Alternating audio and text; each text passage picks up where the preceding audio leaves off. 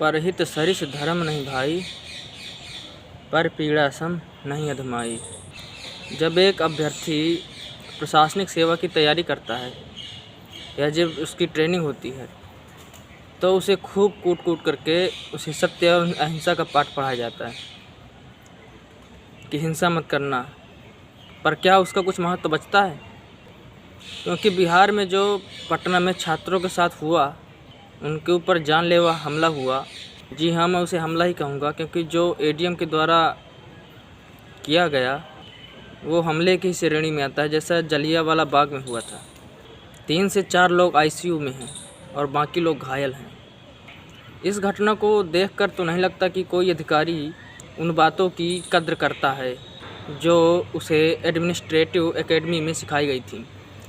मेरा अनुमान ही नहीं, पूर्ण विश्वास है कि उन्हें केवल वहाँ नेताओं के तलवे चाटना और प्रत्येक भ्रष्टाचार में उनकी मदद करना सिखाया गया होगा। अधिकारियों को सब पता रहता है कि कौन नेता, कौन अधिकारी कितना क्या कांड किया है। अगर नहीं रहता तो ये पता करना उनके लिए कोई बड़ी बात नहीं है।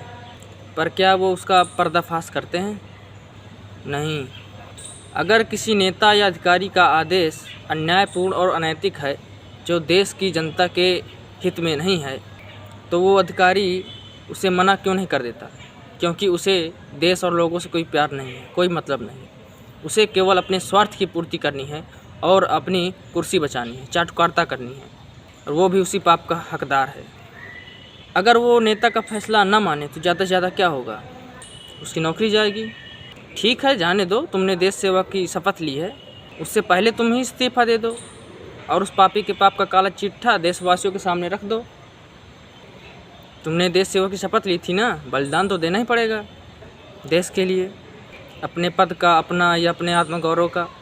यदि आप इन सबसे ऊपर अपने देश को गौरव को समझते हैं, अपने देश के दुखों को समझते हैं, अपने देश के लोगों को सुखी देखना चाहते हैं, तो आप ये करेंगे। हमारे पूर्वजों ने अंग्रेजी सत्ता के खिलाफ क्या किया था? यही तो किया था, असहयोग आंदोलन। पर कोई बलिदान नहीं देना चाहता, एक सीमा पर तैनात जवान के अलावा। और इस तरह से कुछ नहीं होगा। हर एक बदलाव की कीमत होती है, जिसे चुकाना आवश्यक होता है। अगर देश में बदलाव चाहिए तो वो कीमत चुकानी होगी।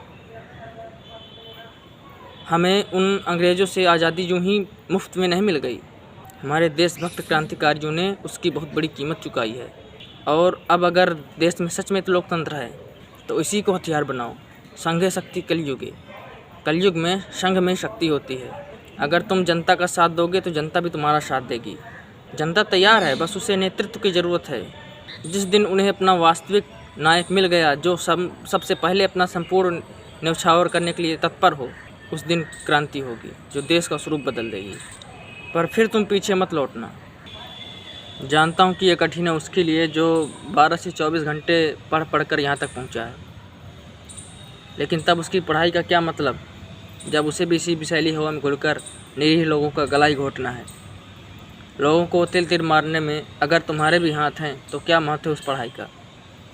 क्या बलिदान होने से डरते हो?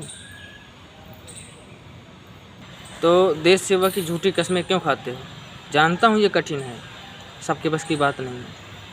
इसको कोई पागल ही कर सकता है, ऐसा पागल जो देश सेवा के प्रति पागल हो। पूरा सिस्टम से लड़ चुका है और इस सिस्टम को केवल वो पागल ही सुधार सकता है। जानता हूँ मेरे और नज़रिया अलग है।